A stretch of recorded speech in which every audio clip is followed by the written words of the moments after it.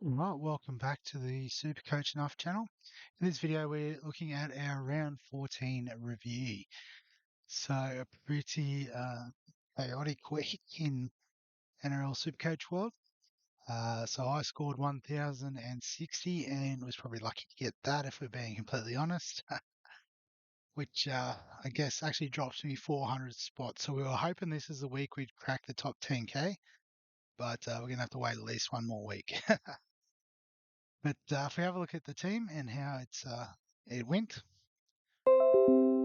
so 1, 2 out of 3 head-to-head. Thanks, Colonel.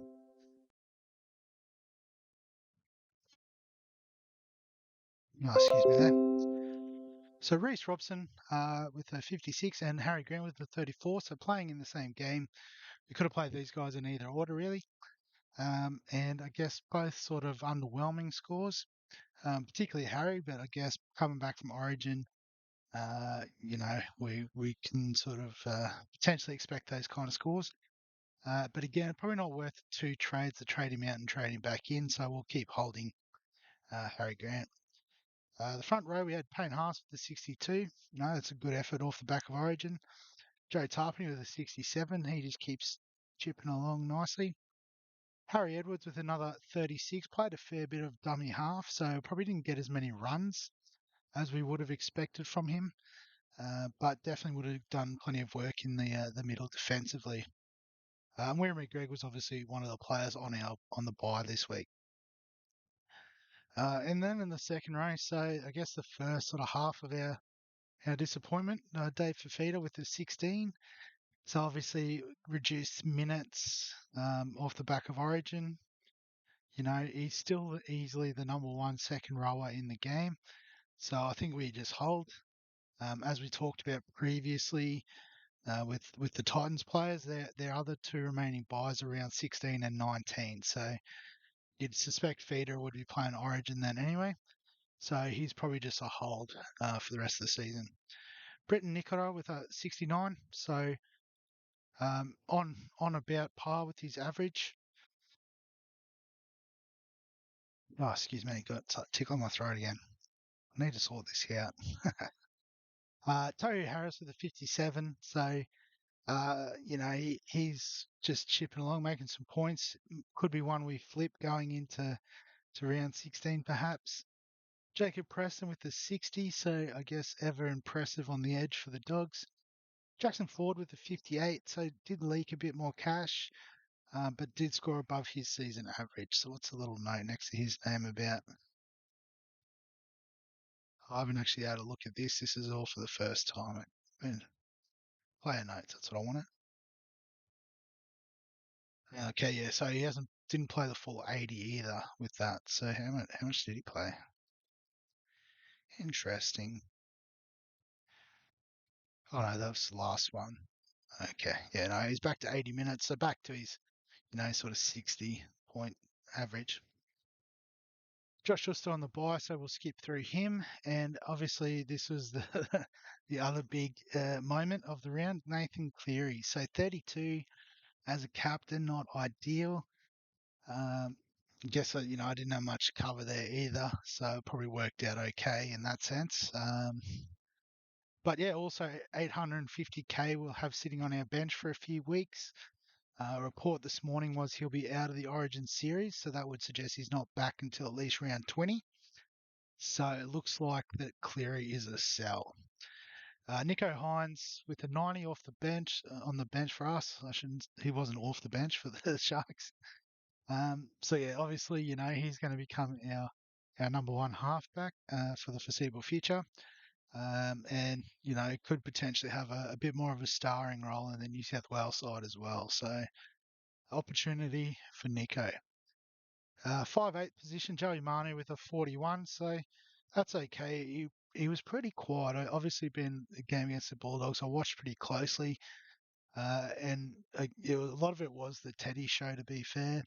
But yeah, he sort of struggled to inject himself, I think, a bit. So um, I think he's still a hold. He's still a good player to have, but not an urgent get on. As you can see, he's actually losing cash at the moment. Dylan Brown, so I guess the third part of the crazy weekend.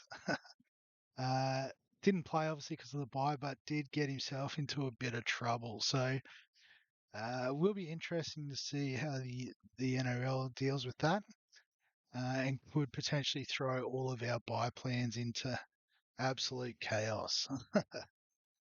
Uh, um, so yeah, I guess into the centre wing, Jermaine Osako. So he must have got some serious upgrades. I honestly thought he was only on about 90, but he's pushed up to 114. So I think we have to acknowledge that he is a keeper. Nickel Klokstad with 103.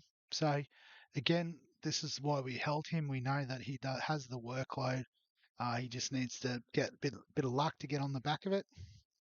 Lemuelu with a 38, so I think that would be close to his lowest score since he's moved to the second row, I would have thought. Yeah, a couple of 40s through there.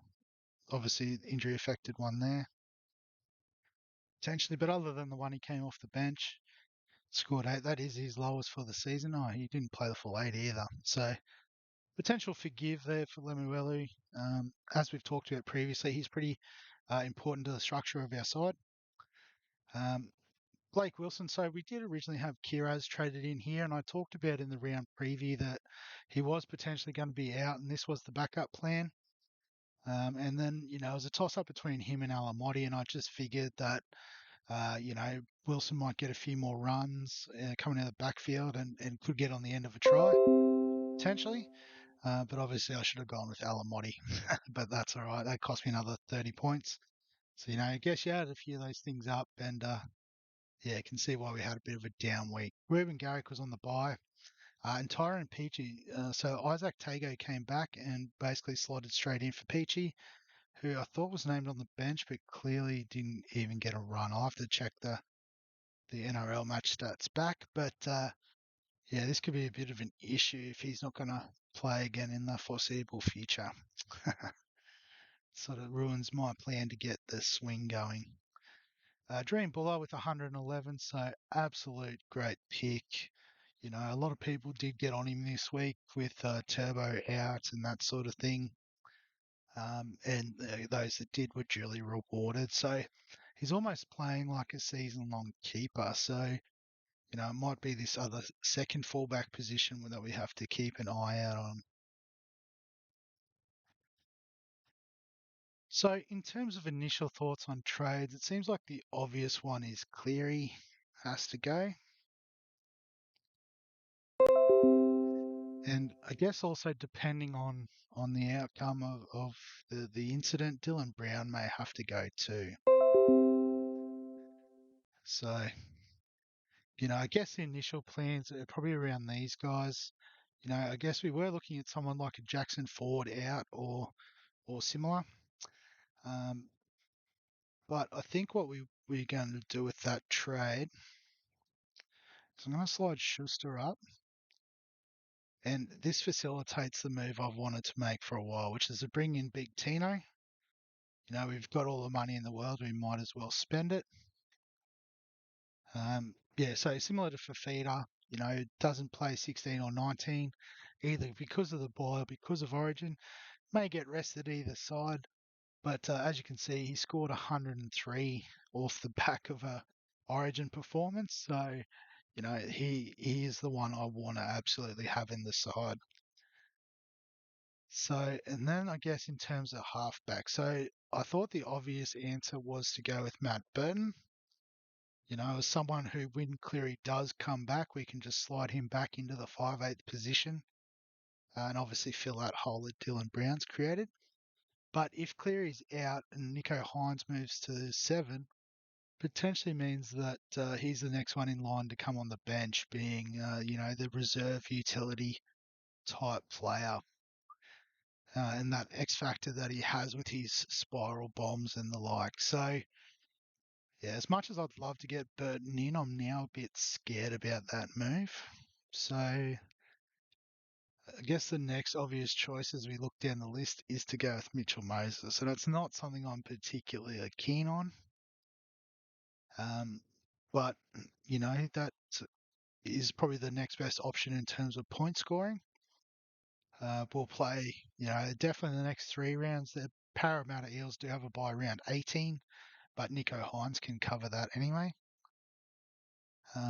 The other option that I could potentially look at, although I guess when you look through my team, money is really not an issue at this point. It's about getting gun players in. But the other option is what's a fair way down the list, I would have thought, is to get on Jack Cogger. So obviously came in and replaced Nathan Cleary. I think he was sitting on the bench as a potential sort of opportunity to rest one of the players. It became a bit of a force move, but you'd assume that he will take the full-time halfback job for the next few weeks. So could make us some money. Will play round 16, was probably going to anyway. And then, we can obviously bank some cash and bring back Cleary later. But as you can sort of see, money's not really an option or an issue at the moment, because we've got quite a lot of cover across the board here. Like, look, the cheapest player we've got is Paul Alamotti. Oh, sorry, Blake Wilson. He's the only real cheapy player we've got. We've got a couple of underpriced players like PG Alamotti, that sort of thing. So yeah, so I guess what we could do as well, because it is all dependent on the. Actually, we can't do that because we don't have any other cover. So we do need to get a halfback. I was thinking we could leave Dylan Brown in there, but he only covers 5'8", doesn't he? Ah, oops. Yeah, so I think in terms of halfbacks, we do have to go with Mitchell Moses. Guess another player in the Jermaine Osako category that I've always sort of tried to avoid, but would actually do the business for me.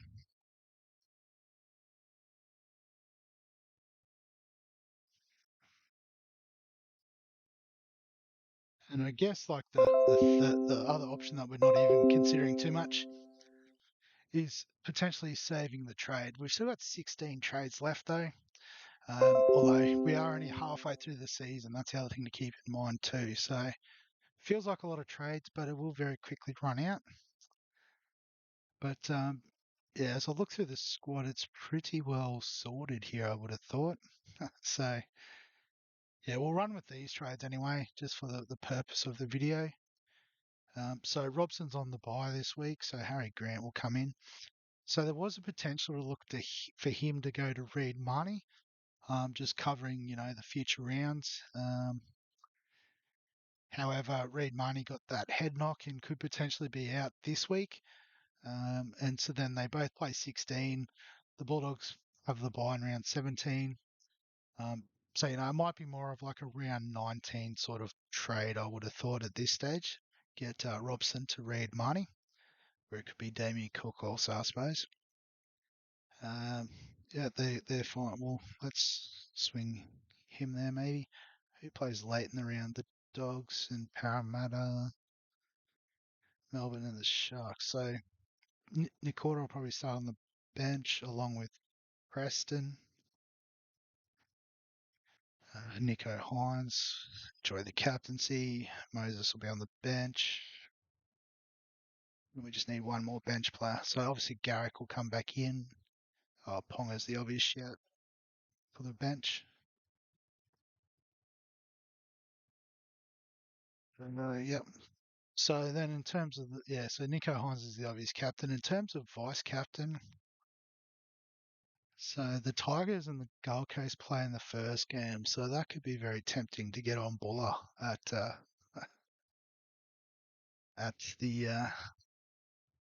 vice captain position.